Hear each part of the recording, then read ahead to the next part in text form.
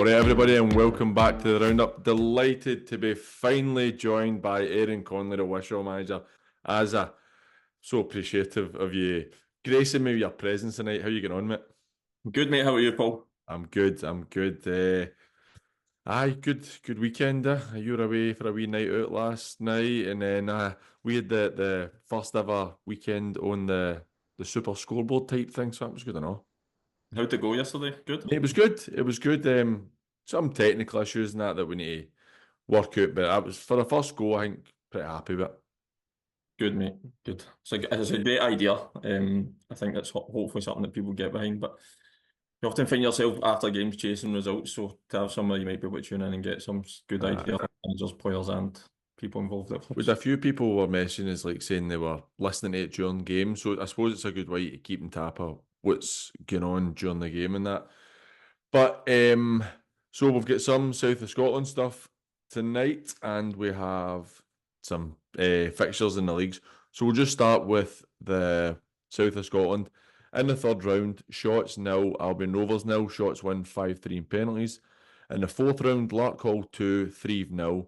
Vale of Clyde 3, Cali Braves 2. That's after extra time, 2 each in the 90. Talbot 1, Cumbernauld 0. Cumnock 1, Drumchapel 1, 4-2 to Cumnock in penalties. Kilsyth 2, Glasgow United 5. Rob Roy 5, Preston Athletic 2. St Cadoc's 2, Gretna 3. Troon 1, Arthurlie 2. St Andrews 5, Hurlford 3 after extra time, 3 each in the 90. Broxburn 0, Clydebank 4. Civil Service Strollers 3, Meda 1. Easterland 0, Pollok 3. For me, I think the standout result, Vale of Clyde beating Cali Braves, that's a massive result. Cali Braves, second in the Lowland League, they were top, I think, only up until last week. Vale of Clyde having a tough season in the first division after getting promoted last year. That's a huge result, and from what I hear, it could have been possibly more. Yeah, that's a massive result for Vale of Clyde. John's done an unbelievable job there with the double promotion. Either obviously the adapting to life in the first division and they're at the bottom end of now, but I've got no doubt he'll do well. And to go and beat Cali Braves, who have been flying this season, I think they've only lost one game all season up until now. That's a huge result, and it's just again, it's a sign of the quality in the West that Aye. there's so many good teams, so many good, well-run clubs who can go and cause cup upsets, and that's just another example on a lengthy list. I think that's something we spoke about quite a bit yesterday on the radio is you look at Shotts beating Albion Rovers. I mean, Shotts are having quite a hard season, and I think they'll do really well to stay in the Premier League this season. Albion Rovers just coming down for the League Two, so a couple of divisions have separated them. Albion Rovers, a properly established club, 5-3 in penalties after a 0-0, so they managed to go 2 hours without conceding a goal, which in my eyes is really impressive as well. It's another great result for Shotts.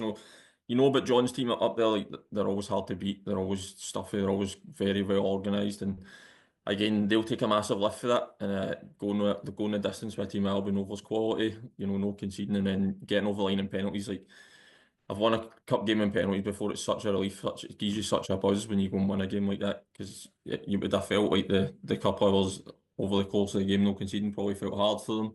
And then to go and get that relief and win on penalties, it gives boys such a massive lift going into the rest of the season. I think they need that, like you said, it'll give them a lift. I think they need that after last week's defeat to Cumnock. They needed to win that last week for me, and we'll touch on the league stuff in a few minutes when we talk about Darvel against the Borough. But a team who they're not doing so well in the league, these cup results, particularly against a team a league above, can make a difference to how you view how you're playing and where you're possibly going to go after it. It's cliche, right? But honestly, sometimes like a wee break for the league and going and playing a team that you maybe ordinarily don't play against, it can give you a wee lift, and especially Albion Rovers Shotts are fairly local to each other. It can almost be considered a derby. Shotts boys would have fancied themselves to go and give Albion Rovers a scare yesterday, go and prove that they're more than capable of competing at that sort of level of football. So really pleased for them. Like I always like it when teams in the West beat teams in the Lowland League. I'm obviously loyal to the West region, having worked and played in it for years now. So it's always really good to see results like that come through. A massively comfortable win for another West team against the Lowland League side. Clydebank beating Broxburn 4-0. Clydebank 2-0 up after 7 minutes. Broxburn are having a really good season in the Lowland League. I think they're sitting 6th or 7th in the Lowland League.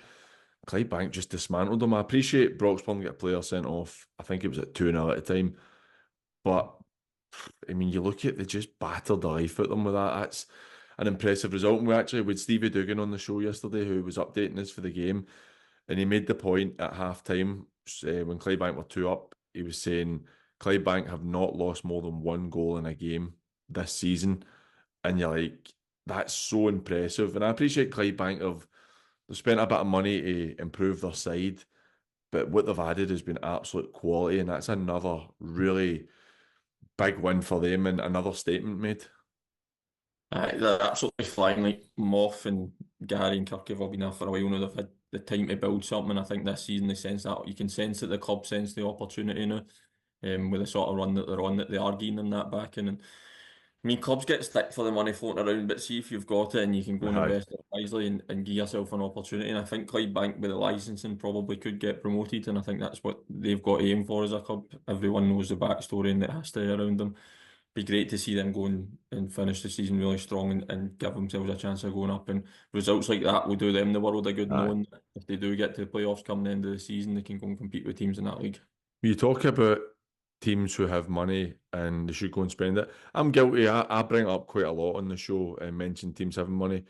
For me, it's a point of interest when people are listening because it's what people talk about. So that's why I speak about it a lot. And I don't think there's anything wrong with clubs going and spend the money because, like you said, see if you have the money, why would you not spend it? Particularly when it can give you an advantage in getting better players and stuff like that. Because I know you would love to have quite a bit of money to spend to go and build your team, and you had it with East Kilbride, but you didn't have any money. You know how much more difficult, and I appreciate having money brings different issues, but it's probably issues you'd rather have than, for talking sake, your time at East Kilbride, where you are scrimping and scraping and trying to pull in boys for 20s teams and all that, but it's a completely different set of issues. I just see it as a level of investment into most of these clubs are community clubs as well, which is often forgot about because you focus so much on the result on a Saturday. But a lot of these clubs are doing such good work. Clydebank's such a pivotal, such an impressive example of that. They're pivotal in the community up there, and it's an investment into that community club. It's an investment into giving people somewhere to go on a Saturday and go and enjoy themselves. And the better the product on the pitch, which comes down to how much money you spend, how good the players are that you can get in, the more that community gets drawn to it. And without being, too romantic about it, like with society the way it is now and how much everyone's struggling, just that wee bit of relief to go and watch a football team on a Saturday who are investing, who are doing well, that gives people such a massive break. So the more that we can get people, who do have money, perhaps investing in the right way into the right type of clubs, the more these clubs advance. And like you say, without getting too far into it, I think you said the other week on the show, Paul, like, see these clubs that have come down for your Albion Rovers and East Stirling that, and no disrespect to them, who have come down into the Lowland League and things like that, they've struggled. So I'd love to see clubs like Clydebank, Auckland, like Talbot, Darvel, all these sort of bigger clubs who have put money in over the years, go and give the full community a chance to be much more competitive and a higher level of Scottish football. Well, you bring that up. Albion Rovers are sitting 7th in the Lowland League. Then you've got Berwick, East Stirling, who have come down 10th, Berwick 12th, Cowdenbeath 16th. I mean, that shows, and I think that the Lowland League's definitely getting better for me, but I think that shows that these clubs, it's time for them to be coming down because they're clearly not in a position where they can go and challenge. And what's the point in sitting bottom of these leagues, the League Two? Like, yeah, I remember years gone by when we were a lot younger, he's still in finishing bottom like 5 or 6 years in a row at League Two, and it stunts growth in the game. You look at Clydebank going for it, Johnstone Burgh putting a lot of money in and trying to have a go for it. I think for them it's a wee bit different where they need time. Clydebank have had 20 years to get back into the juniors and then build themselves up. But our teams are better suited, and even though you hear the rumours that Talbot don't necessarily want to go up, these clubs are better suited to being higher up the leagues than, without disrespect, Broomhill, Cumbernauld, Colts, teams like that, who they don't have the same basis. They're more like our third and fourth division clubs in terms of their support base and stuff like that. As I said, I agree. I just think the more attraction we can get to football at any level, the more people we can get involved. If that means that there's people with money coming into it, then great. The more we can invest, the more we can give opportunities to younger kids to go and play at clubs, to then grow and go and watch the club team on a Saturday. The more and more that happens, the more teams show that ambition, then the better it's going to be as a whole. And listen, I've been at the other side of it, like you say, at East Kilbride Thistle, and it's frustrating at that level, and you have a jealousy towards it. But I'd love to be involved at a club like that who have show that level of ambition and want to go all the way, because I think now the pyramid's not perfect, but what there is an opportunity now, and I'd like to see that get opened up, and that's a can of worms for another day. But I, I think Clydebank are definitely the sort of staple club for that. You can see that they've worked hard over the years to rebuild, and they now look ready to go and kick on, and I really hope that they go and do that. I would agree. A really impressive result for me yesterday. Again, another West team against Lowland League teams. Pollok beating Easterhouse 3-0. Easterhouse comparable to Pollok in terms of league position. Pollok are, I think, 9th or 10th. Easterhouse are 10th in the Lowland League. Pollok have had a really tough time, and they're a team on the other side who have always had lots of money, comparable to teams in the league. But now they don't. I mean, they are really struggling in terms of competing with teams financially because of issues off the park, which I don't know a great deal about. But they're really struggling. They've shortened players, bringing in a lot of young players. That for me is a really big result, and it's something that I know that they'll be looking to try and transfer into the league, because they've had a lot of cup wins recently, but it's been against lower league opposition, and that shows and should give their players a bit of confidence, thinking, well, we've comfortably gone away to a team who are a league above us, and we've gave them a bit of doing. Aye, like you say, away from home as well. I think I seen on Twitter earlier they had 300 fans or something along that. Aye, brilliant. Club's synonymous with a great support group and following. Another massive club at this level who, if they got their ducks in a row and had a good season, would be one that you'd think can go and kick on as well. So, as I said earlier, I just love it when you, particularly because you've worked in the West for so long, it's always really good to see results come through like that, and that's a massive win for Pollok.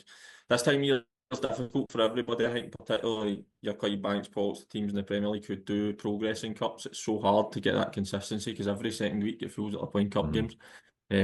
So it's difficult for them. League positions, if you look at league table, teams have played 9 games, teams have played 12, 13. So it's difficult to get that consistency. So it'll give them a real lift and a real drag that they've went and won that cup game, and they'll hope to then, as the league games start to come more consistently, they'll want to take that sort of form into it. A couple of teams who didn't progress against Lowland League opposition. Meda losing 3-1 to Civil Service, which I actually think is not a terrible result. I know they lost, but the Meda have had an upturn in their results recently, beating Civil Service in the Scottish Cup. It's not an awful result, but I think for me, St Cadoc's will be really disappointed losing 3-2 to Gretna. That's one particularly at home, if you would say, still playing at Ben's, but their home game. I really would have fancied St Cadoc's to go and win that yesterday, and I think they were bitterly disappointed they didn't. I agree. I think if you looked at the fixtures beforehand, you'd have probably marked that one as the one that a West team can maybe take a wee scalp there. With St Cadoc's being at home, they've had a wee upturn in form recently as well, had a couple of decent results. So they'll be a bit disappointed with that, but I think, again, on the flip side, their focus will be competing at the top end of that league. So it might not be a disaster for them in terms of now that they've got more just league games to focus on. But I think that's the one that I would have looked at before the game and said that fancy St Cadoc's to go and beat them today. Before we move on to the league action, a couple of results. You've got Cumnock beating Drumchapel in penalties. That's another good result for Cumnock after last week's win against Shotts. Arthurlie getting a really good win against Troon yesterday. Again, continues their good form. Hurlford are on the flip side. They'll be really disappointed losing to St Andrews. Look like they've tired late on. But Larkhall beating Threave for me. I know Larkhall league above, but Threave have been very good in the cups this season, beating Berwick, narrowly losing to Stranraer. That's a good result for me, and I think Larkhall needed that after having a result that I think they would consider quite poor last week. I've played against both of them recently, both sides. I was so impressed with Threave. I think it was my second game at Wishaw. We played Threave at home. Genuinely as impressed as I've been with a team for a long time that I've come up against. The way that they go and do things, the way they move the ball around. The boy Officer's really good. The boy Ross Ovden that plays wide left's one of the best players I've seen at this level in sort of the lower echelons of the league. thought 3 were excellent that day, and that was obviously epitomised with a result over Berwick. I think they'd beat Benburb, they'd beat Glenafton, Cups and all. They pushed Stranraer a long way, so I would have probably fancied Fife yesterday. And no disrespect to Larkhall because they scudded us a couple of weeks ago. So, but Larkhall, big, strong, physical side, great support down there, by the way. Aye. Some following. I've been there twice this year now. Lowston penalties with Thistle, and then they obviously turned us over the other week. But great support, and I think it was at Larkhall, wasn't it? That was aye. If Aye. that's played. I just wonder if that's played a wee bit on it as well because they do get such a good following down there. It's a bit of a raucous place. I've no been to a place like that for a wee while. So a big result for Larkhall, who again have done reasonably well in the cups again this year. Aye, they're a decent side, Larkhall. A team I've mentioned it a few times, playing against them last year with Craig Mark, and I really did like them. I like the way you say they're a big physical side, and So hard for Crawley. aye, that's what I really liked about it is that see if you want to mix it up against them, they don't mind going and mixing it up, but they wear you down, and they're a decent football side as well. So I think they are a good side. That's actually a team I'd quite like to see go up to see how they manage in the first division. But we're going to move on to league action. But before we do, just a wee shout out for a friend of the show, Derek Johnson, who is the Darvel media man. Derek is what? Don't give him a shout out. Oh no, it's because it's for charity. I'm doing it. Derek is doing 600 miles for Erskine Hospital over a 12-week period. So it's a personal fitness challenge for him, looking to get a bit fitter whilst raising money for Erskine Hospital, which is something very close to me. It was only a mile down the road for me. It's a great cause. I'll put it on. I'll put his just giving on our social media stuff. If you can donate anything at all, it's a really good cause. I'd be appreciated if you can. But on to yesterday's Premier League, Darvel 1, Johnstone Burgh 1. Darvel have now gone 13 games without losing in 90 minutes. I don't know how the game's really gone yesterday, but I think they'll be pretty disappointed with having the lead because they could really do with the points. But on the other hand, I don't know if they'll be disappointed with dropping points or they'll be happy that they've managed to show a bit of character and get the point late on to push themselves a further point away for Largs in third place. But I think Darvel are starting to improve. Without having seen them, the results of late look like they're starting to improve. And the issue I think they have is that's 4 draws in a row in the league. But on the flip side, they lost 5 in a row and now they're 4 unbeaten in the league and they're starting to pick up a wee bit of momentum. I'm sure they'll feel like obviously they change the manager in the summer, bit of an overhaul with the squad. It's no easy. I'm sure Mick will feel like they're starting to turn the corner a wee bit. That's a mad stat, by the way. No lost a game in 13 in 90 minutes. Aye, I know, it's crazy, isn't it? It shows you what football can be like. So you look at the league table and you think they're struggling, but actually the reality of is the last few months they've probably done really well in most of their games and been unlucky. So I don't know enough about the game. Obviously, hadn't seen it, wasn't there. But a point against Johnstone Burgh feels like a decent point now. I'm sure Mick will be feeling like they want to start turning it into more wins. It's getting to that point in the season where for managers, and I know because I'm in that position, it's squeaky bum time a wee bit if you're not starting to win games. So he'll be feeling like they need to start winning soon. But you know they're obviously being competitive in their games, and I think that's if you're doing at that bottom end of the table, see as long as you're being competitive and you feel like you can see something and you're close enough to teams, and that gives you enough belief to keep going. I think it only changes once maybe you're not being as competitive as you would like to be. I think so. And like I said, well, you've touched on it there. Seeing you're looking at the league, and obviously they've had the 3-point deduction for the ineligible player. It looks bad in terms of, they've not won a single game in 9. But then you turn it a wee bit and say, well, lost in the last 4 in the league and in your bottom place. That starts to matter because Shotts have only picked up 1 point in the last 5 games. Hurlford have picked up 1 point in the last 5 games. Then you've got Benburb who are starting to turn a wee bit, who've got 6 out the last 5. But 7 out the last 5. But those bottom 3 need to be careful they don't get detached for everybody else. But if the rumours are true, I don't know if you've heard it yourself, with Glencairn, if they're true, that Glencairn get pulled. And I think they've got enough quality to get themselves out of that regardless. Yep. But I mean that brings another team into it and it becomes, like you say, it's squeaky bum time. You're at the top of the table, you're looking at Clydebank. I mean, as it stands, they've not had a defeat yet, so we don't know how they're going to bounce back for a defeat. 17 wins or 18, one draw. They look at the moment borderline unstoppable. They're 3 points clear of the Borough in second place with 3 games in hand. And based on how Clydebank are playing, that 3 points could be easily 10 or 12 points when they catch up the games if they continue to go as they're going.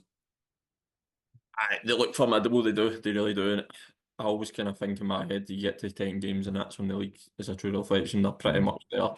Like you say, they've now got games in hand. I've got no doubt at this level. I think every club goes through a sticky spell, and I'm sure it'll come for them at some point. But I think they can maybe get themselves a bit of a cushion if they continue to play the new. That when that sticky spell does come, they'll be hoping that they've got enough of a cushion to get themselves through it and come at the other end still top of the table and up there. But there's so many good teams in that league that you just never know. You just I never know.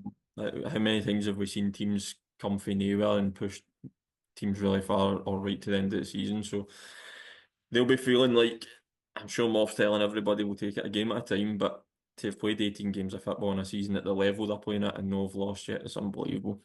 And then as you're also looking for me, they are good enough that see if they get fortunate draws in the Scottish Cup, you could be fifth round of the Scottish Cup for them, which I mean, how impressive would that be for a team at our level to be going that far? I know it has happened before, but it would be very, very impressive for a team at our level to be continuing like that. We're going to move on to the first division.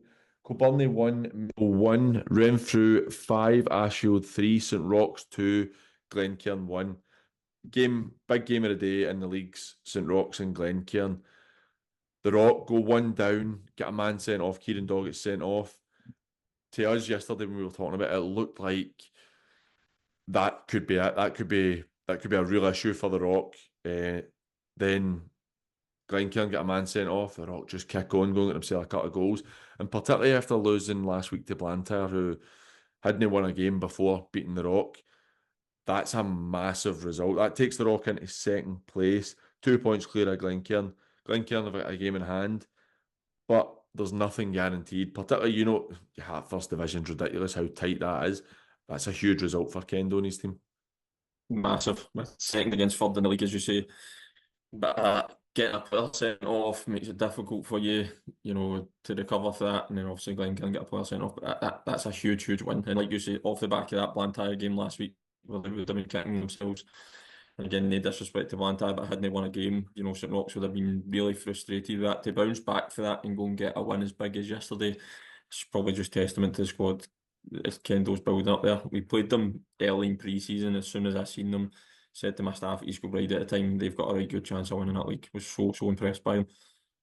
I think that, and I've mentioned it previously on the show, I think the Rock are probably something that the Premier League needs. Is something different. They are Pollok. they're not quite as polished as some other teams are in the Premier League, but they've got a great crowd. They've got the park can be see when it's busy there, that can be quite an intimidating place to go, and it feels old school. Like they've done well with it, and the park's much better, and the surroundings are much better, but it's still got an old school feel to it, and I think it'd be quite impressive if they could go up. Um, Renfrew Ashfield 5-3. I won't lie, that game really helped us in the show yesterday for the first half hour of the show because we were getting a bit nervy. There wasn't many goals. The two of them were just going punch for punch. I think it was about three each, maybe 25, 30 minutes into the game. And I was surprised because we spoke about it previously saying Renfrew will go and win that comfortably. They scored early on. You thought, right, that's it. They're going to kick on. Ashfield showed a bit of determination, a bit of maybe something they've not had a great deal in through the whole season. They're still without a win in 12. But does that give Neil a bit of confidence, thinking, well, we're playing Renfrew, who are doing really well in the league, and we've been able to peg them back 3 times. Not been able to last, but we've been able to really push them the whole way. Mate, I'm sure it does. You're speaking to the right person, so we'll come to me in a minute, I'm sure. But see, when you're doing there, you're going to cling on to anything. See, even if it's a goal scored or scoring a couple of goals when you've not been scoring anything, like any wee bit of confidence to try and build on, to try and give the boys that wee bit of confidence as well. So I'm sure that they've pushed Renfrew a wee bit. They'll be frustrated at conceding 5. Been a bit of a story of their season though in terms of goal conceded, but I'm sure they'll be clinging on to the fact they've scored 3 goals against a good Renfrew side, and if they can tidy up the other side of the game, then they can start getting more points on the board. But again, another club who we Mick Oliver going to Darvel in the summer, just that transitional period, no quite it went as they'd hoped, and hopefully they can recover for it a wee bit. And like you say, you don't want to see any teams cut adrift at the bottom. You want the league to be competitive the full season. You touch on the goals that they lose. That is a massive issue. 43 goals in 12 games.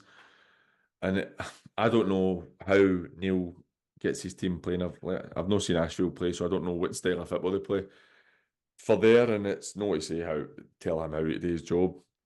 I think you maybe start looking at just consolidating for a while and build and get that bit of confidence, keep yourself hard to beat, and then you start going to try and progress for then on. But we've also got Kilbirnie 1, Mabel 1. I think Mabel will be bitterly disappointed. Know that getting a draw at Kilbirnie is an awful thing, but I think Mabel will be bitterly disappointed. Dropping the points there when Renfrew and St Roch's have won, it's a bit of a sore one for them. It drops them out of it takes them further away for the promotion spot, and it also would have been looking at maybe Thornywood no playing. That gives us a chance to open a gap on Thornywood and put a bit of pressure on Adam and his team, whereas they've not really done that yesterday. But for Kilbirnie, their issues are drawn too many games. They've drawn nearly half their games, 6 out of the 13. They need to start picking up points because I think that they're too big a club to be sitting mid-table in the first division year after year. I think they need to look to push on. We played against Kilbirnie a couple of at East Kilbride, and Spenny had said that at the time I spoke to him. He said that he felt like they started the season really well, and then they've just been a wee bit inconsistent since then. Like you say, you look at league table, probably too many draws. But well, to be fair, they've had 5 draws at the last 6 games in the league. And difficult. So honest, sometimes it's better to win one, lose one, than draw every week. And I'm sure, I thought Kilbirnie were decent to some dangerous front players, but like you say, it's just that league. Every single game in that league's a hard game. You're not really getting any respite in that Division 1. Every team you go to, there's some real big clubs in there as well. So it's a really challenging league, and that's evidenced by the fact that Kilbirnie are drawing so many games. There's a couple of other teams in that league who've drawn 5-6 games. I think it's such a close league. Well, that's Vale of Clyde are in that bracket in the same way Kilwinning. Kilwinning for me are starting to kick on a wee touch, and they've not lost in any of the last 5. Granted, had 3 draws out of the 5, but they're picking up points consistently. Obviously, the top end's really tight with Ardeer, the Roch, and Glencairn, and Renfrew keeping themselves in about it. But down the bottom, I think this is going to be a really interesting division. Ashfield and Blantyre, for me, are taking up 2 of the spots for relegation. They look, at this time, barring something happening, they look too far gone. But you've got the Meda, who have games in hand and are now playing better. You've got Rob Roy, that win could be big for them yesterday, but they're sucked into it. Vale of Clyde, again, they could be really looking to kick on for that win yesterday as well. You could have 3 or 4 teams fighting to avoid that one spot, and I think it'll be a really interesting end to the season, doesn't it? I think well, is it a rumour? Is it confirmed yet about Blantyre? Sorry, I've not even touched on that. Blantyre get deducted. Is it 6 points they get deducted? 9 points, I think. 9 points. See, for me, if I'm being honest, I actually said this yesterday, and it might sound a bit daft, right? So it's not been put into the league yet, but they put the statement out during the week. I almost feel like that takes a bit of pressure off of Ross. Like, in my opinion, they were gone, right? And I think that most people would think that as well. But having that -6 points now, there's almost no way they are catching 18 points on Rob Roy, who are sitting 1 spot above the relegation in the next 19 games. But I think that now maybe puts and I might be wrong, right, but it maybe puts into people's head at the committee level as well. We're gone this season. We give Ross time to try and put his stamp on the style of football. And you know what Ross is like. He wants to play a lot of football. Maybe give him time and his players just say, look, this is how it is. We go and build, and we just try and look at next year and get promoted next season, and we just take this season for what it is. Potentially, I suppose the ramifications you don't really know unless you're involved at the club. But Ross would have been, again, took over very late. Ross didn't he? Took over late. Like when he went in there, a lot of the players were tied up to clubs, and he was going to. I think he was, building a squad was always going to be tough for him. You'd have been devastated just with the fact that they've beat St Roch last I weekend with know. a massive jag for them, and then all of a sudden, midweek they get deducted 9 points. I suppose on the surface, looking at it, that might take that completely away from them. I mean, he won't feel that way as a manager. He'll still want to go and compete every week. We all will, the players will as well. But eh, you don't know the ramifications of the club. How many clubs have you seen go down and then go down again? So you I just got know. to, if they are going to go down, and it is going to happen for them, that they have the appetite, the desire, and they can rebuild. I think so. Moving on to the second division. Craigmark 0, Bellshill 1, Neilston 5, Cambuslang 1, The Ants 1, Lesmehagle 4, Cali Locals 1, Maryhill 0, Yoker 3, Forth 1. Neilston, I think that's 9 and a bounce for them in the league. They are absolutely flying just now. We spoke about it in the show yesterday, saying Neilston look like they've got an appetite to go and push right on. Cambuslang, I saw them against the Port 2 weeks ago. Port worthy winners against them. But then they go and get a good result last week, and you're thinking, is that going to be the catalyst to kick them on? Neilston go and batter them. And Cambuslang are in a situation where they need to be very careful with relegation now. I know they've got quite a lot of quality, but it's no clicking for them just now.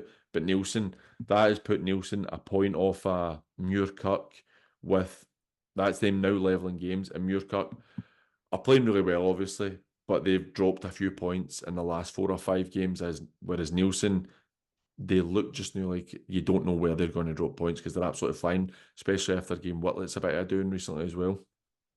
Aye, again, that's going to be a good league at the top end. Muirkirk, Neilston, Lanark, Whitlett's, Larkhall can get up in there as well. I think all of them can go and Yep. be really competitive at the top. Muirkirk started like a house on fire. I don't even think they've had any real bad results Nah. recently. They've not won as many games in a row because you just can't maintain that sort of level. Neilston seem to have hit form at the time. Muirkirk have had a wee bit of a dip. Both Muirkirk and Neilston have beat Whitlett's recently, so they'll be feeling the effects of that as well. Can they recover for that? But those five in particular, I think, can make that look very, very interesting. Even the Gow and Cali locals could maybe threaten that as well. But Neilston look as well, they're flying it now. Canberra Rangers, they're so strange. Canberra Rangers, they pick up some really good wins and then they'll go and get mad defeats. They're just so inconsistent, but they've been that way for a couple of years now. They're one of the clubs like you're talking about. Blantyre went down, they've come down again, and now you're looking at them going, are they going to be in trouble again, or can they get themselves out of it? It wasn't long ago Cambuslang were a Premier League team and a decent Premier Aye. League team at that. But you're looking, they've got Stevie Marsden's in now, Chris Mackey's in, so that's a good bit of coaching experience to help Paul it because I don't know how much help Paul was getting at the time. But something I would say, and I don't mean to be disrespectful to Cambuslang players, what I thought when I seen them was the shape of them was not good. I thought fitness wise they were Well, there's a few boys not. coming for you. But that's fine. If they want to come for me, they need to have a look at themselves then because they are the quality they have. There's a lot of quality Aye. there. I don't believe fitness levels looked anywhere near what you would need for a team to be going and challenging. And you would think with the quality they have, they should be probably looking at top half with what they've got because they're getting drawn in. Look at the Ants yesterday, losing 4-1 to Lesmehago. The Ants have lost 4 at the last 5. They're really struggling just now, and it's hard for them because they've played a couple of games more than everybody else about them, and they're only 2 points above Maryhill in the relegation zone.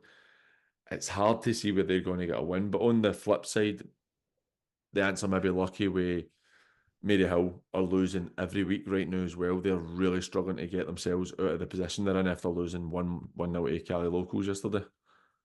Aye, I seen the Ants Gaffer's tweet yesterday about the team looking like a shadow of themselves and stuff like that, and also just feeling it a wee bit. But Maryhill have been similar. This strange one Maryhill I seen in pre-season. I was really impressed Good by team, them. I know. Aye. I know. But Mark's done a decent job there, and I'm sure they'll feel like they can recover for it. The Ants is such a hard one. Everybody says it, and we speak about it every year with them. They don't spend money. They're up in Division 2 and A budget. Always compete well. Always in and around mid-table. Never really find themselves in trouble. So might be interesting if they do get dragged into it a wee bit more. How do they react to that as a club? I suppose there's probably not going to be any pressure there, given that they'd no spend the money and they're in the Nah, league. I There's think that something you would say about the Ants committee is they're pretty good for getting their managers time as well, and I think that's commendable because we've you mentioned it actually twice, I think, with teams who like Moth has had 5 years or 6 years or whatever it is to build to get to the stages at just now, and it's paying fruition, and it's I'm slipped. just trying to send a subliminal message to my committee. That's all that. Exactly, and then you look at like there's other teams in there as well where they give managers time, and it might not be perfect at first, but it takes time sometimes. It's different. See if you're getting leathered 6 and 7 nil every week, then you're obviously not the right fit.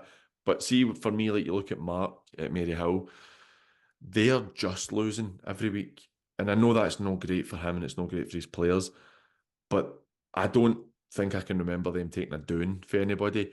It's maybe small margins for them that they just need that wee break and then things should start to kick on.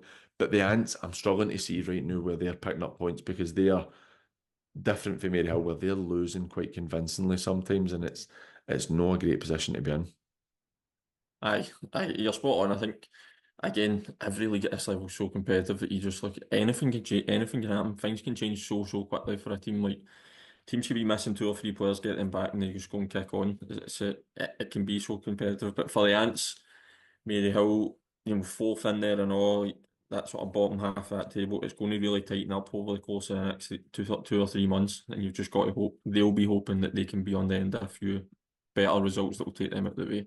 Well, fourth lost 3-1 to Yoker. They were 1-0 up, and then Yoker have done really well. Yoker are a funny team for me, where they're Yoker are very much a grey man type team in that second division. Nobody really speaks about them Yeah. because they're not going to go and get themselves promoted. They're not going to get themselves relegated. They just nice and solid, sit in the middle of the pack. They're a decent side. They're not brilliant, but they're a decent side. Fourth, be gutted not to beat them. I actually think, see, for me, I know it sounds daft saying it right, but I feel like even though their goal difference is shocking at fourth, I feel like fourth should be better than how their league position is just now. I feel like they should probably be a bit higher up. Obviously, the league table doesn't lie. And then you've got Craig Mark losing 1-0 to Bells Hill. Craig Mark are gone. There's nothing that could convince me otherwise right now, even though they seem to be improving. That's your old club, I know. Oh no, a lot of love for Craig Mark, but when you've lost 11 games out of 12 and teams above you are picking up points, it's very, very difficult. And Bells Hill beating them yesterday, again, it shows that Craig Mark are improving because Bells Hill have won 4 out of the last 6. And that for me is form that makes sure you don't get relegated. They've really picked themselves up and got out of a bit of trouble recently. I have picked up for them. We played them in a friendly the other week, and I thought they had some decent players. It was quite a good game, actually. Both teams try to do things the right way. Enjoyed the game. They ended up beating us at the end. Just had that wee bit more quality in us, but you could see they've got good players, and he's added a bit of experience recently, Dean, as well.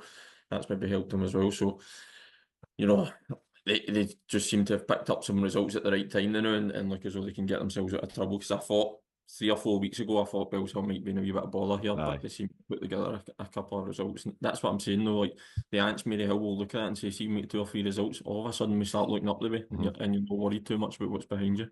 I agree with you completely because I thought Bells Hill were in trouble. And it is very much the case. See if you, for talking's sake, you play teams about you and you win 3 games in a row, completely different landscape. We'll move on to third division. Girvan 1, Irvine Vix 1, Glasgow Uni 5, Ardeer 3, Wishaw 1, Lugar 1. So we'll start with yourselves, mate. I'd said to you off camera that you couldn't be too disappointed picking up a late point at Lugar, who I think Lugar have had a pretty solid season and it maybe feels better picking up that point late on. What was your view on the game yesterday? Honestly, disappointed not to win the game. Might be the first time I can probably say that, where I feel like we really deserved to win that game of football. I thought we were really, really good, really limited. We got no much opportunities, and we have 3 or 4 big chances in the game before we do score. But on the flip side, that like I'm saying, I've said it a few times now. As a manager, scoring the late goal might just be that catalyst for us. Because if we come in there, beat 1-0 yesterday, honestly, I think it's a travesty. And I wouldn't have been the only one saying that because I thought we were the dominant team for most of the game. We had the better chances in the game. So to get the goal late on, it felt like a real relief for the boys that at least the minimum they got for their efforts was a point for that. And like everybody says, see if you get a goal late in a football game, sometimes it can just give you that jag in the arm. So we've got to hope that it can help kick us on a wee bit. Point could be massive in terms of over the course of the season. Like you say, Luger are up there mid-table, fairly comfortable, had some good results this season. So to be so dominant in the game and the level of performance for me was the bigger thing than the actual result, because it gave us a real belief in terms of the group after the game. You could sense they were frustrated that they hadn't won, and that's maybe the first time that's happened since I've been in, where the boys have felt a real frustration, a real anger that they didn't win the game of football because they felt that they'd done more than enough. How is it? How have the boys been? How were they yesterday after picking up that point? Like, it's like we've all been in games where even if you should have won it, if you go and get a late equaliser and get yourself the points instead of losing, you feel borderline like a win. How were they in the dressing room after it yesterday? I think there was probably a sense of relief. I think as I said, if we came in beat 1-0 yesterday, I think you're on here telling me that we're away. I think honestly, I think people are saying Wishaw have got no chance, and I think the boys would have maybe felt had we not won and we no got a point or something out of that game yesterday. For me as a manager, and I always focus on this, it was the level of performance. But in terms of the boys' reaction, I think they were just frustrated. I think it's the first time I've felt that real collective frustration. Like, we've done enough to win that game of football today, and we've not won it. But then there's, you're 3 or 4 minutes in there, you've had a chat with them, then you see the mood start to change, and it's like, well, we've set a standard for ourselves now. There's something that we can build on now. We've no had that moment yet in a competitive game. I don't think, Glasgow Uni, when we got a point, was maybe the closest we got to it. I think the boys probably felt like a bit of more belief in what we're trying to do in the process and the way we're trying to play. Everybody talks about it with me, everybody wants to speak about the style and stuff like that, but I think you've seen that real belief yesterday that even on a tough grass pitch against a strong physical, Luger team who pressed the life out of us and got after us as best they can, as in the way that they do, we still went and played our football, we imposed ourselves in the game. We got into good areas all the time. So I think for the boys, hopefully, anyway, that's a real belief, or it's instilled a real belief in them that we can go and play that way and we can go and get results. I appreciate that very, very little of this is in your time. Wishaw have won 7 games at the last 42 in league action. Yeah. Again, I appreciate that very little of that's yours. Do the boys, in your opinion, do you feel like the boys are starting to get your message and starting to play the way you want them to play? Listen, mate, I can't say anything bad about the squad. Honestly, since I came in, I'd spoke to Wishaw for a couple of weeks before taking over, and I really wasn't sure. Everybody knows my feelings around East Kilbride Thistle and how connected I was to that football club, and I still feel the same way about it. So I think most people were probably shocked when it was me. I don't think many people would have seen me, leaving and going to another club. So when I first came in, I wasn't sure. You're not sure. You'd moved clubs for the first time as a manager. You don't know what to expect. You really don't. But I've come in. You know me fairly well, PG. I've come in and said, look, we're writing this up and starting again in terms of how we play, and this is how it's going to be, and that's it. And I think we've spoken about it before. I'm pretty unapologetic about it. We're going to get the ball down and we're going to build through the back. We're going to play through the thirds. The boys have been so receptive to it, and we've had sticky points. Lark Hall game, Vale leaving game, we had some real sticky points in that moment, and moments in those games where we couldn't get out. But every single time, boys got down and kept on trying to do it, and they've been so receptive. Their attitude and application, for the most part, has been really, really good. I just hope that yesterday they seen that you can do it. We made a couple of tweaks yesterday in terms of how we built out, but the principles and the philosophy was still the same, and we were so attacking minded yesterday. It looked a lot like my team, for want of a better term. The amount of chances they created, the amount of time we spent in Luger's half looked a lot like how we wanted to look. I think something that's quite important, and I know that some people listening to this think that I'm anti-football in a sense where I've said with yourselves and Josh, and like I say that in a sense that we speak and we get on really well. And myself and Josh, I speak to Josh every single week, and it's like it's no criticism. Something I would say that on the flip side that I really like about when you have a certain philosophy if you're going to play football is I think eventually it starts to get to the players where they go, we are losing some more games than we'd like to lose, but the manager is saying this is the way it is, this is the way it is. You just keep playing, and you start to make less mistakes because you're so comfortable in what you're doing, because you know if you make that mistake, you're not getting slaughtered. Where I'll use when I was at Maryhill, it's funny that they'd maybe think I'm negative with football, because when I played at the back, I took some mental risks that people would think. I always wanted to play out and I'd meg people, try and meg people in the box and stuff, my own box. But Brian Herring is the complete opposite for yourself, and I really liked playing for Brian. But it was very much like when I was at Maryhill, it was very much get the ball and find grass. You always wanted you just to turn it, and I'd be like, I don't want to. But I used to get nervous because you think, oh, if I do mess this up, he's going to kill me. Whereas if you've got a manager who backs you completely with it, and you try and make that pass and it gets cut out, or you don't quite make it, you think, well, the manager's not going to kill me because it's what he asked me to do. I, I'm not naive enough to think that, sometimes you need to be a wee bit different until like we don't just pass the ball for passing sake, and that's the big thing that I like to get to people about. Like, I'm not just saying pass the ball because I've seen good football teams do it, and that's why we want to do it. Like, there's patterns and there's ideas behind the way we do it. Yesterday we were a wee bit more direct than ordinarily would be because we understood how Luga were going to press and we were going to have to beat that press quicker. But it's just the way I see it. I was a striker or a winger. Like, I wanted to have the ball and go make something happen. So if I'm going to spend hours upon hours preparing and coaching a football team, then that's the way I'm going to do it. I'm going to try and make them exciting to watch. It's more about actually attacking them for me. It's more about getting the ball and attacking than it is playing 45 passes to score a goal. If I can do it in three passes, we'll go and Aye. try and do it in three passes. I think if you look at goals for and goals conceded at my official team, and you'll start to see it wish over the course of time, we're going to be exciting regardless. And as I just say, the big thing it boils down to for me is if I'm going to spend so much time coaching it and so much time watching it, then I'm going to build it in a way that I want to see it done. And the biggest driver for me is scoring goals, and it Oh, probably selfishly and naively comes from my own playing career, but I just want us to go and attack teams and get after teams at every opportunity we've got. And the way I see us doing that is having possession in football. If that means we need to build it more carefully than other teams do, then that's what we're going to do. But as I said, I think yesterday was a step in the right direction for us, but it is literally one training session at a time now. But aye. the boys have been great. We're starting to add a bit to the squad because it needed that. It needed some support and help in it, and we're starting to get some things over the line in that aspect over the last few weeks. And I'm just going to hope that it works. I'm never going to change. And like you say about players being able to make mistakes, I think any player will tell you if they've played under me. See if they try and do what I ask them to do. I'm never going to be critical of Aye. that. I think I'm back them to the help in it.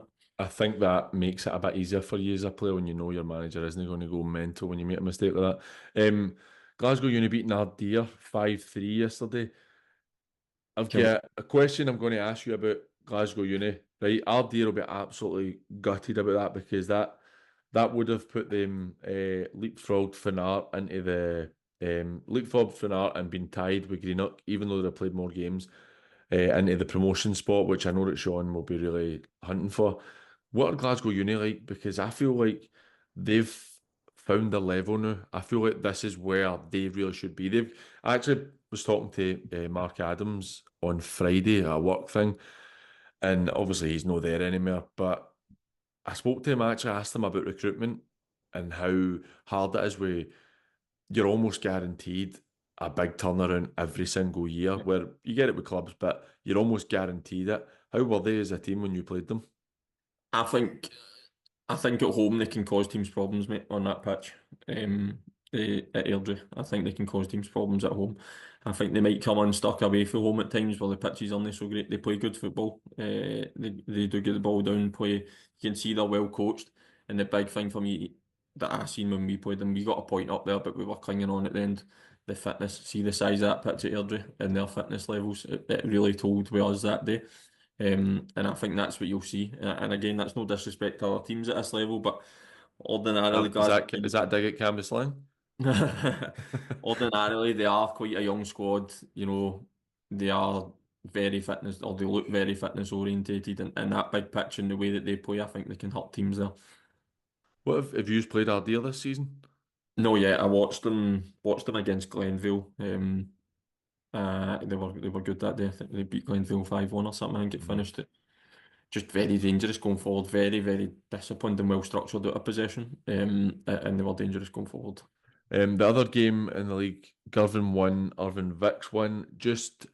I had a couple of messages. Actually, I'm going to blame Johnny for it last week for his comments, but we had a couple of messages after the show last week about Irvine Vics where it had been raised that a few of the senior players had looked to, a few, sorry, I don't necessarily know if senior, quite a few players had looked to move after the manager had left. And the information that was passed to me, so when I give information out or things that I say for people listening or watching, I give what I hear. I do not know if necessarily these things are true, but I will pass on things that I hear.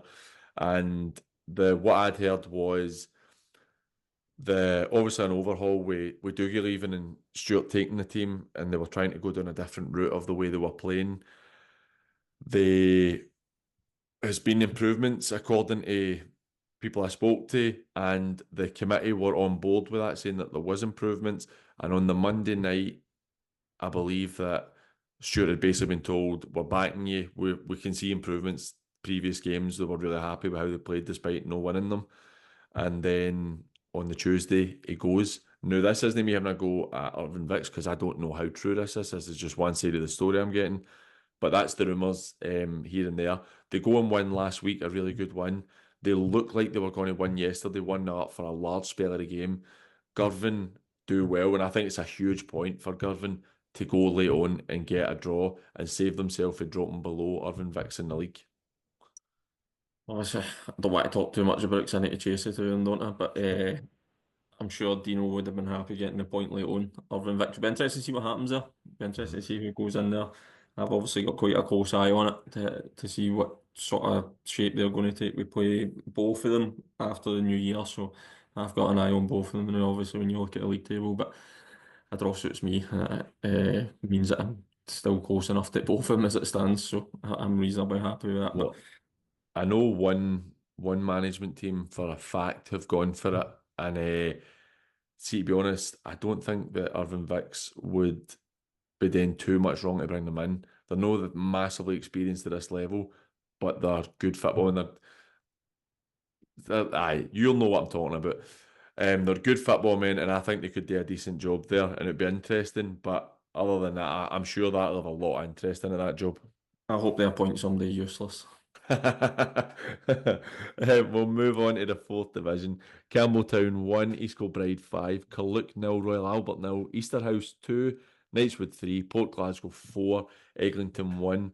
For me, I've spoken like at length so many times about how much I really like the fourth division. Probably my favourite division in the setup. I don't really know why, but I really enjoy it. Easterhouse and Knightswood arguably as important as the Roch and Glencairn yesterday for the teams involved. And Knightswood, who are they're flying. I mean, that's 11 wins and one draw for their 12 games. Scored 44, conceded 12. They're absolutely flying. Easterhouse, I think Andy Suter is, if we did awards for like Player of the Year and Coach of the Year, I think Andy Suter would be potentially right up there because the job they've done since they've come in the last year at Easterhouse is ridiculous. They were going for it. 4 wins out of the last 5 and a draw in there. Knightswood were exactly the same position. Funnily enough, so were the Port above them. Massive game. Knightswood going to take the lead early on. For what I hear, Easterhouse, after being 3-1 down, really pushed and should have scored a goal late on, at least one. Knightswood, though, showing their quality and showing a bit of that experience they've got, and that's probably how they managed to get that early line yesterday. Massive win for them. Real test for them. Easter's going really well. Like you say, Andy's done an unbelievable job there. Kind of felt like he would. Obviously, coached against them at Lanark when he worked under Simon Hughes, and they were very good. Yeah, unfortunately not to go up that season with Lanark, and then he's obviously went into Easter. We played them first game of the season. They were so well organised, so structured. Everyone understood exactly what they were doing, both in and out of possession. You could see they'd worked really hard, and the results speak for themselves in terms of how they're going this season. So Knightswood will feel like that's a massive win for them. Looking at that table, and they've had a few big wins this year, Knightswood, and you look at the quality in their team. I've seen them a couple of times. You expect them to be up there, but football's not played on paper. The boys still need to turn up and go and do that, and they just seem to be churning out result after result, week after week. Aye, definitely. Another really important game in the hunt for promotion. Port Glasgow playing Eglinton. Eglinton, who I was pretty critical of Eglinton earlier in the season. I felt like they weren't maybe doing as well as they should. Then they went on a really good run, couple of good cup results, even though they lost to Boness, who are a Lowland League side, a decent Lowland League side. They lost like a 95th minute goal, which put them at the cup. But again, that's a confidence builder. The Port 4-1, that's very convincing. And I've been really impressed with the Port. I go down and watch them semi regularly. And every time I've been down, they're getting better and better. And I think that Tam's doing a great job there. And they've really put themselves in the hunt. They've won five and drawn one in the last six. They're really starting to pick up points. And I think that they are the team who should be looking to try and go and take points off of Knightswood when they play them. I think, I obviously worked in this league at the start of the season. I thought Knightswood and the Port would both go up. I'm still probably of that belief. I don't actually know what the Port's home form's like, but it's such a hard place to go. Mm. It feels like every time you go there, I found it very tough, and Eglinton appeared to have found it tough yesterday, but I just feel like at home they're going to be so, so strong, and like you say, they've got some unbelievable quality players, like Aye. unbelievable quality for that league as well. So kind of felt like early in the season, Knightswood and the Port would be the two that go up for that league. Whether or not that comes to be, we'll find out in time, but I felt like they were the two strongest.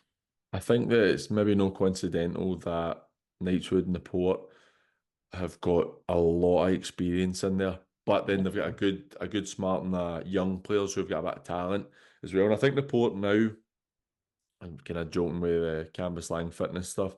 Something I would say with the Port when I've seen them recently is they look a lot fitter. They look, and I genuinely think, see at this level, and I mean that even up to the Premier League, see if your team are as fit as a fiddle, you know you're in a position that you're going to really cause teams issues because if you can keep going right to the death, you can pick up a lot of points that way. A result that surprised me a wee touch yesterday, Pollok and Royal Albert drawn 0-0. Pollok they've had a quite a tough season, Royal Albert tougher even more so than that. But if they're beating Rossvale last week, bringing in a few good players for higher leagues, I really did expect Royal Albert to go and win that and really start to make a charge to try and get a bit of stability and mid-table into themselves. Connor's made 4 or 5 good signings last month or so, and it's been reflected in a couple of results. I think turned over St Peters as well, didn't they, recently? Yep. So turned us over in a bounce game as well, actually. But do you know the most surprising thing about that result more than anything else? 0-0. I know, I I've know. never ever seen 0-0 games at this level, so I was shocked when that came through. But I'm sure, I mean, will Connor be disappointed in me? I'm sure he will be. But it's another point on the board. It shows that they have steadied the ship a wee bit. Won a couple of games, and then Killook's not an easy place to go either, Nah, particularly the first wind machine. Monday. I know, horrible. So I'm sure they'll reflect on it and maybe not delighted that they've no won, but I'm sure their point will do for them. Feels like they are starting to motor a wee bit, Royal Albert. Like I say, brought in Um, some good players, got some good results. Can you maintain that consistency now? aye. The final game of the show, Campbelltown 1, East Kilbride 5. Campbelltown were 1 up there. There wasn't any updates yesterday when we were on the show for quite a while, so to us it was like Campbelltown are still winning late on, and then it came through that East Kilbride had really turned it on. How do you feel East Kilbride are going this season? Because obviously you're not too long away from that win there ends 4 wins, 4 defeats in a row, sorry, and it's your old assistant manager that's there. Do you think that they're looking to just kind of stabilise themselves and try and pick up as many points as possible? I see you can point to 4 defeats in a row in the league, but I think you should probably take time to speak about the fact that they've turned over Cali locals in the cup in that time, put Irvin Vicks at the cup in that time. Just before I left, lost in penalties to Larkhall. Like they've been very, very good in some games as well. So Steely will be buzzed. I spoke to him earlier. I spoke to him yesterday on the bus on the way home as well when he was driving. Listen, it's not been easy since I left there for everybody. I'm not going to pretend otherwise. Obviously, a fair bit of upheaval for everybody involved, and then JD then leaves a couple of weeks later, and I think Steely's really held fort, and I was delighted to see that result come through yesterday because like yourself, I looked at Twitter and I seen it was 1.5 time in the updates, and I Aye, feared the worst a wee bit. So just really happy. Like I've got nothing bad to say about that club. Mate. I've been there for a long. I was there for a reasonably long time. I've been there 3 times in my career now. I just every time I see them win a game, I'm delighted for them. Delighted for Steely, Andy Roger, John Hughes, who are now sort of holding fort. You know, they've had plenty of turmoil over the last wee while, and I just want to see them do well. I want to see them do, like they've got such a good squad of players. I don't think they're so young, but I don't think people realise the quality in that squad in terms of the age profile of some of them, how well some of the boys can end up going and doing. They are very inconsistent, and that goes beyond Steely over the last 6 weeks. That's even in my time there. We were so inconsistent. But see, I think if you look at Thistle's results over the last couple of years, and yesterday's an example of it. See, on their day, they can do that to teams. See if it aye, clicks for them on their day. The amount of times we go and take 6, 7, 8. I think we took 10 off a Knightswood at one point last year as well. Like, if it clicks in the way that we played and the ethos that we had at the time and still is now continuing, I think they can cause any team's trouble on their day. It's just going to be that consistency for them, and that's aye, been the problem. And the other issue they're going to have, and that I had in my time, is that when you know, the vultures start coming when players are doing well, it's very, very hard to keep them at that club. And it's just going to be season after season, they're going to lose their best players, but they're going to send players on and boys are going to do well. And I think they're comfortable as a club, but that's where they are in the food chain now. But, you know, I'm desperate for them to do well. I was delighted for Steele yesterday. I think that's his first league win since he took over. But in between all that, a couple of really impressive cup wins. I agree. Like, you know, it's a tale all this time in football where if you're a lower down club and you do well, you almost never hold on to what you've got. But look, that's us for another week. As I appreciate you coming on, mate. It's been a really good chat. I quite enjoyed your Wishaw chat. Was excellent. It was nice to get your perspective on it. So thank you very much for coming on, mate. Mate, appreciate it. Really enjoyed it as well. Cheers. Cheers, mate. Everybody, thanks for watching. Make sure you go out and support your local club next week, whoever that may be. Go and put some money in their pockets and have a good week. Take care. Cheers.